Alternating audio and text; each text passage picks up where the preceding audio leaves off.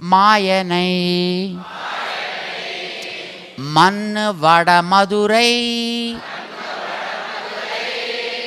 மைந்தனை தூய பெருநீர் யமுனை துறைவனை ஆயர் குலத்தினில் தோன்றும்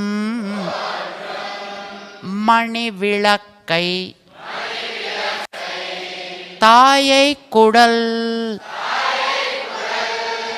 விளக்கம் செய்த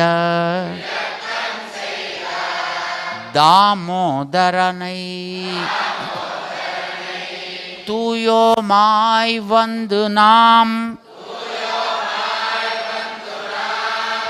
தூமலர் தூவித் தொழுது